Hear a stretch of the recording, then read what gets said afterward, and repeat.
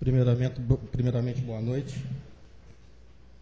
Sou médico do Serviço de Cirurgia Vascular do Hospital Municipal Salgado Filho e o tema da nossa um dos temas da nossa reunião de hoje é a ponte extraanatômica pelo forame obturador. Inicialmente, vamos fazer uma revisão sobre o assunto e, posteriormente, a apresentação de um caso realizado no Hospital Municipal Salgado Filho. Foi realizado pela primeira vez em 1962, em artigo publicado em 1963, por Shaw e Bowie, para tratamento de infecção protética na região do trígono femoral, através de passando por um trajeto extraanatômico pelo forame obturador, sendo assim evitando o foco infeccioso. Tem como vantagens teóricas a ausência de plicaturas hemodinamicamente significativas, mesmo independente de qualquer posição do paciente ou de seu membro. Outra vantagem é a ausência de tensão por estruturas ósseas ou musculoaponeuróticas. E, por último, a ausência de tração, mesmo quando de um movimento forçado, tanto da articulação coxo-femoral como do membro inferior do referido paciente. Como desvantagens, apresenta resultados pobres a longo prazo, limitando, assim, as suas indicações. As principais indicações são as que se seguem.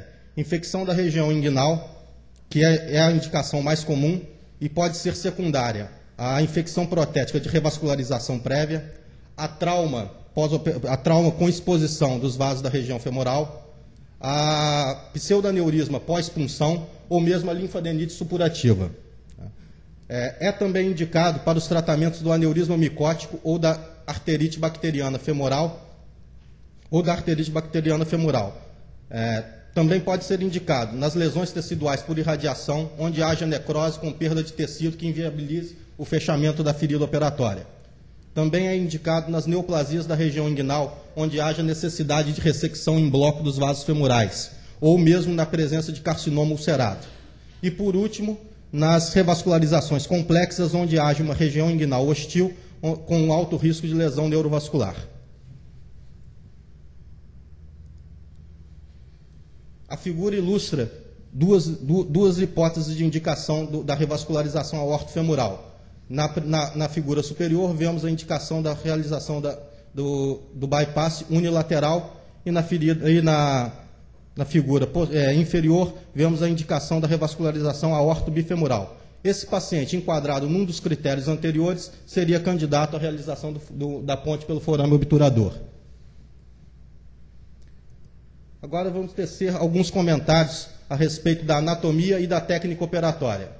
O preparo do campo operatório. O paciente deve ser colocado em decúbito dorsal, em hiperlordose, com auxílio de um coxim situado entre as asas do osso ilíaco. O membro inferior deve estar em rotação externa, com ligeira flexão do joelho.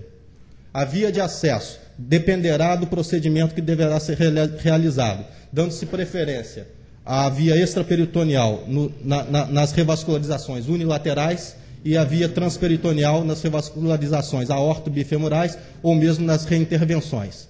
Cabe ressaltar que, antes do início da cirurgia, o foco infeccioso deve ser isolado através da colocação de campos secundários. A figura ilustra a posição do paciente e algumas das incisões utilizadas. Paciente em decúbito dorsal, com rotação externa da articulação coxo-femoral e leve flexão do joelho.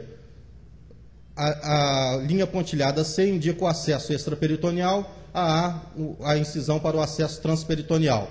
Já ao nível da coxa, temos na face posteromedial da coxa a incisão para o acesso à artéria femoral em seu terço médio ou em seu terço mais distal.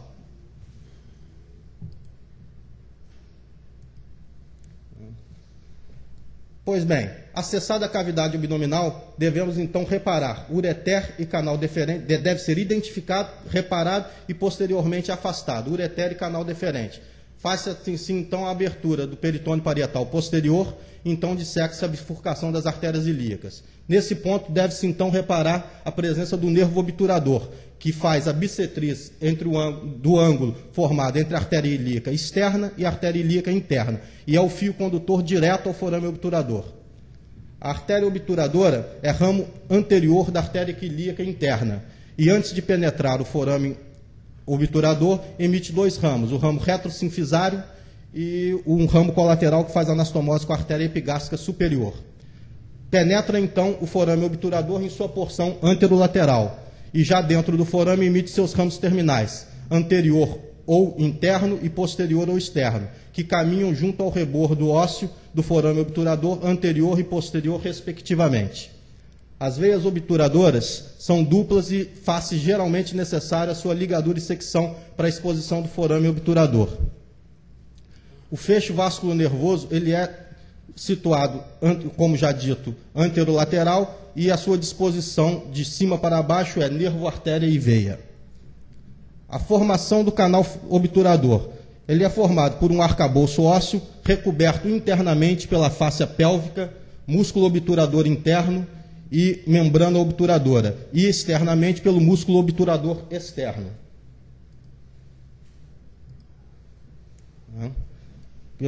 A sequência dita anteriormente, recomenda-se a abertura do canal obturador sob visão direta, a partir da sua porção anteromedial com trajeto posterior.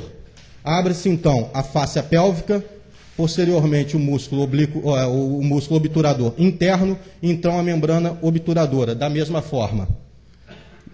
Segue-se, então, a divulsão do músculo obturador externo e o acesso à coxa. O plano de tunelização é tunelizado no plano dos músculos adutores, tendo posteriormente o músculo adutor magno e superiormente o músculo adutor curto e o músculo adutor longo. A exposição da artéria femoral ela é feita através de uma incisão posteromedial no terço médio da coxa ou no terço inferior, de acordo com a anastomose que se deseja realizar no terço médio ou distal da artéria femoral, afastando-se então o músculo obturador, o músculo adutor curto, ou então pela abertura do canal dos adutores. A figura ilustra alguns dos pontos anatômicos referidos acima. Aqui vemos a bifurcação da artéria ilíaca, com a presença do ureter passando superiormente no terço proximal da artéria ilíaca externa. A figura 4 ilustra a bifurcação das artérias ilíacas com a presença do nervo obturador, que podemos observar caminha direto para o forame obturador. A figura 5 identifica a membrana que recobre o forame obturador e o tracejado mostra o sentido da incisão que deve ser realizada, no sentido partindo da sua borda anteromedial com sentido posterior. Já na figura 6, observamos também a abertura do músculo obturador interno. Essa figura ilustra o trajeto de tunelização. Vemos aqui a secção do músculo adutor curto e, posteriormente, a presença do músculo adutor magno. Já na figura inferior, verificamos, então, a abertura da membrana obturadora, então, o acesso ao músculo obturador externo. Essa figura, já ampliada, mostra já a presença de uma pinça no trajeto correto da tunelização e também a sua extensão, se necessário, para uma anastomose mais distal. Complicações. São relatadas, porém, infrequentes. A complicação mais comum é a lesão dos vasos obturadores, facilmente não, mas evitada se seguido a recomendação da abertura sobre visão direta do forame obturador. É descrito também a perfuração de bexiga, essa sim facilmente evitada com a sua identificação e seu afastamento. E as complicações seguintes são os problemas no trajeto de tunelização, que é minimizado com o uso de um tunelizador. Resultados. Em revisão feita por Van D em 1981, compreendendo 79 casos, a perviedade em 5 anos foi de 68%. Já mais recentemente, por Saltner, em 1994, compreendendo 159 casos, a perviedade em 5 anos foi de 60%. Outros autores referem perviedade de 5 anos entre 66% e 89%. Pois bem, passaremos agora à apresentação do caso em questão.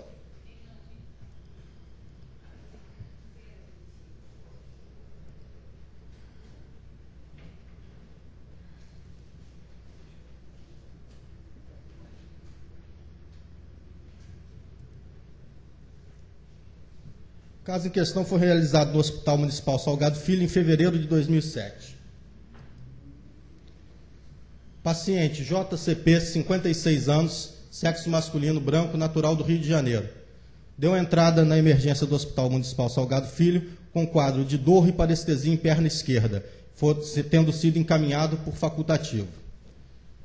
O paciente é portador de diabetes mellitus, hipertensão arterial sistêmica, foi revascularizado do miocárdio há 4 anos e possui doença carotídea esquerda com estenose maior que 70% na carótida interna esquerda.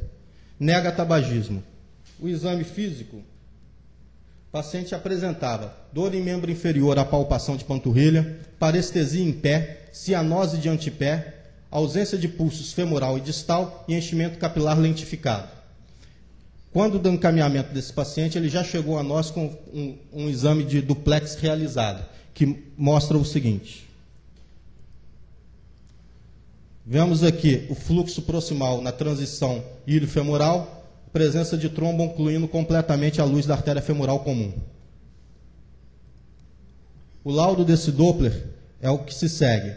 Nas artérias, à direita, o paciente apresenta artérias femorais comum, superficial e profunda, poplítea e tibiais pérvias, porém com fluxo monofásico, evidenciando doença proximal significativa. Já no membro em questão, o paciente apresentava trombo impactado na artéria femoral comum, ocluindo-a totalmente, sem fluxo. Reabitação na bifurcação com fluxo invertido de artéria femoral profunda, que escoava pela artéria femoral superficial e poplítea, pérvias, com fluxo extremamente lentificado, padrão pós-oclusivo. Deságue distal pelas artérias tibiais e fibulares, mas com fluxo muito precário. O laudo foi de doença arterial obstrutiva periférica por arteriosclerose obstrutiva, compatível também com embolia arterial. O paciente, então, diante desse diagnóstico, foi imediatamente encaminhado ao centro cirúrgico e realizada tromboembolectomia das artérias ilíaca, femoral e femorais, né? Durante o intraoperatório, observou-se a saída de trombo bem organizado, único e com aspecto subagudo, né? Foi então realizado o fechamento da ferida operatória. Obteve-se durante esse procedimento um fluxo proximal somente satisfatório e um refluxo adequado. O paciente evoluiu com melhora da dor em repouso e da cianose, porém manteve a parestesia de pé. O exame do paciente pós-operatório apresentava enchimento capilar ainda lentificado, pulso femoral diminuído e o paciente, dentro do hospital, nas suas caminhadas, apresentava claudicação intermitente.